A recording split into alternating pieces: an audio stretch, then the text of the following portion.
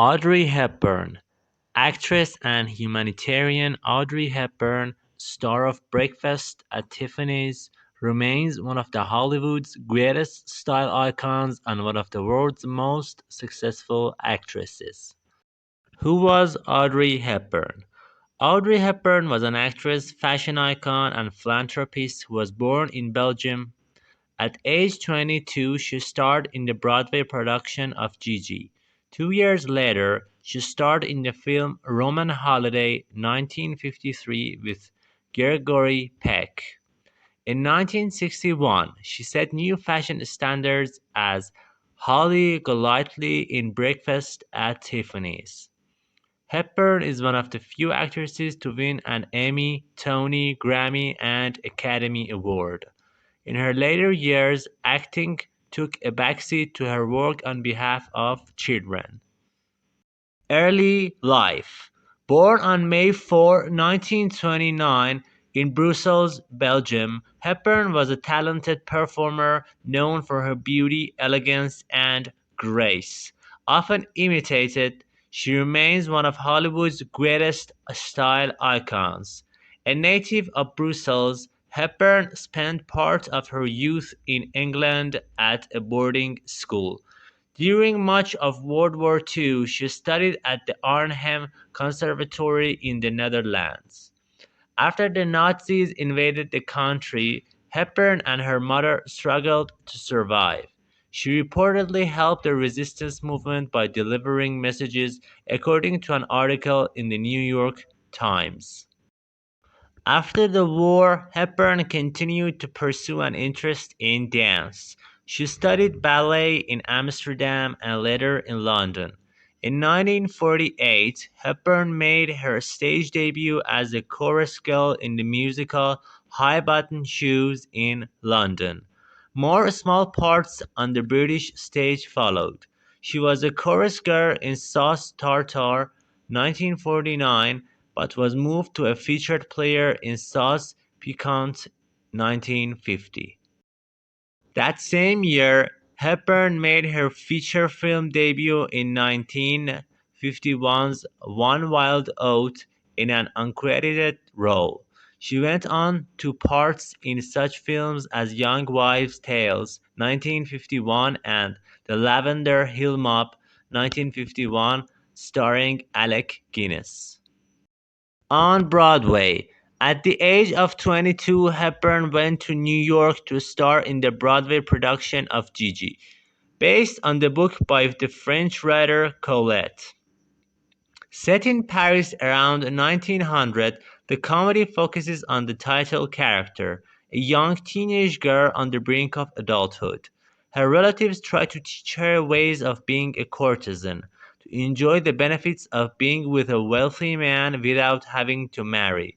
They try to get a friend of the family, Gaston, to become her patron, but the young couple has other ideas. Only a few weeks after the play premiered, new reports indicated that Hepburn was being wooed by Hollywood. Only 2 years later, she took the world by storm in the film Roman Holiday, 1953, with Gregory Peck. Audiences and critics alike were wowed by her portrayal of Princess Anne, the royal who escapes the constrictions of her title for a short time. She won an Academy Award for Best Actress for this performance. The next year, Hepburn returned to the Broadway stage to star in Undine with Mel Ferrer, a fantasy to play told the story of a water nymph who falls in love with a human played by Ferrer. With her lithe and lean frame, Hepburn made a convincing sprite in this sad story about love found and lost. She won the 1954 Tony Award for Best Actress in a Play for her performance. While the leading characters in the play grew apart, the actors found themselves becoming closer. The two also made a dynamic pair offstage, and Hepburn and Ferrer got married on September 25, 1954, in Switzerland. Film star. Back on the big screen, Hepburn made another award-worthy performance in Sabrina, 1954, as the title character, the daughter of a wealthy family's driver. Sabrina returned home after spending time in Paris as a beautiful and sophisticated woman. The family's two sons, Linus and David, played by Humphrey Bogart and William Holden, never paid her much mind until her transformation. Pursuing her one-time crush, David, Sabrina unexpectedly found happiness with this older brother, Linus. Hepburn earned an Academy Award nomination for her work on this bittersweet romantic comedy. Showcasing her dancing abilities, Hepburn starred opposite Fred Astaire in the musical Funny Face, 1957. This film featured Hepburn undergoing another transformation. This time she played a beatnik bookstore clerk who gets discovered by a fashion photographer played by Astaire. Lured by a free trip to Paris, the clerk becomes a beautiful model. Hepburn's clothes for the film were designed by Hubert de Givenchy, one of her close friends. Stepping away from light-hearted fare, Hepburn co-starred in the film adaptation of Leo Tolstoy's War and Peace with her husband Ferrer and Henry Fonda in 1956. 3 years later, she played Sister Luke in The Nun's Story, 1959, which earned her an Academy Award nomination. The film focused on her character's struggle to succeed as a nun. A review in Variety said Audrey Hepburn has her most demanding film role, and she gives her finest performance. Following that stellar performance, she went on to star in the John Huston-directed western The Unforgiven, 1960, with Burt Lancaster. That same year, her first child, a son named Sean, was born. Returning to her glamorous roots, Hepburn set new fashion standards as Holly Golightly in Breakfast at Tiffany's, 1961, which was based on a novella by Truman Capote. She played a seemingly lighthearted but ultimately troubled New York City party girl who gets involved with a struggling writer played by George Peppard. Hepburn received her fourth Academy Award nomination for her work on the film. Later work. For the rest of the 1960s, Hepburn took on a variety of roles. She starred with Cary Grant in the romantic thriller Charade, 1963. Playing the lead in the film version of the popular musical My Fair Lady, 1964, she went through one of the most famous metamorphoses of all time. As Eliza Doolittle, she played as English flower girl who becomes a high society lady. Taking on more dramatic fare, she starred a blind woman in the suspenseful tale Wait Until Dark, 1967, opposite Alan Arkin. Her character used her wits to overcome the criminals that were harassing her. This film brought her a fifth Academy Award nomination.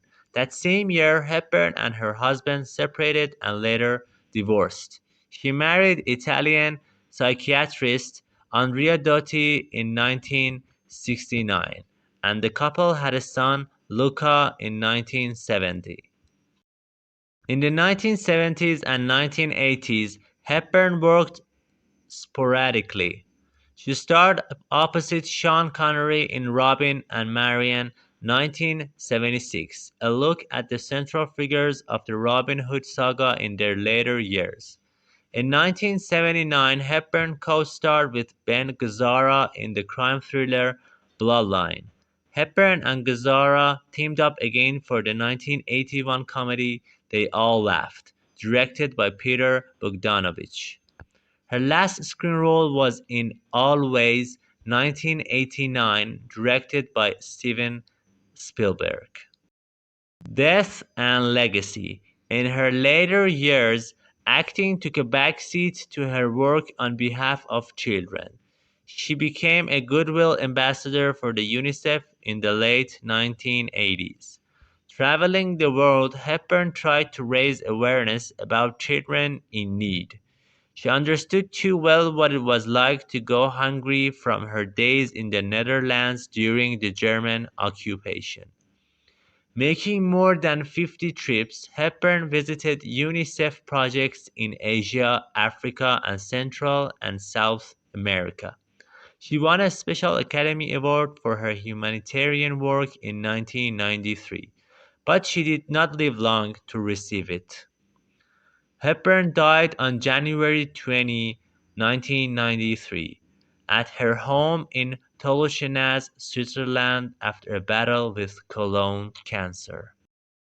Her work to help children around the world continues. Her sons Sean and Luca, along with her companion Robert Walters, established the Audrey Hepburn Memorial Fund at UNICEF to continue Hepburn's humanitarian work in 1994.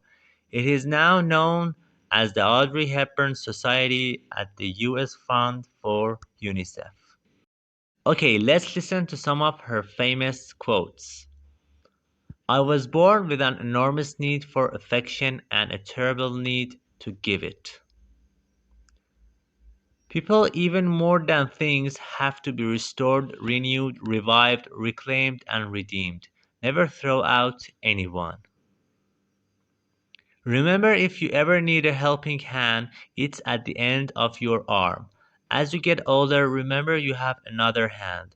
The first is to help yourself, the second is to help others. I depend upon Givenchy as American women depend upon their psychiatrist. Nothing is impossible. The word itself says, I'm possible. I love people who make me laugh. I honestly think it is the thing I like most, to laugh. It cures a multitude of ills. It's probably the most important thing in a person. The most important thing is to enjoy your life, to be happy. It's all that matters. The best thing to hold on to in life is each other. I don't want to be alone. I want to be left alone. If I get married, I want to be very married. I have to be alone very often. I'd be quite happy if I spent Saturday night to Monday morning alone in my apartment. That's how I refuel. Everything I learned from the movies. For beautiful eyes, look for the good in others. For beautiful lips, speak only words of kindness. And for poise, walk with the knowledge that you are never alone.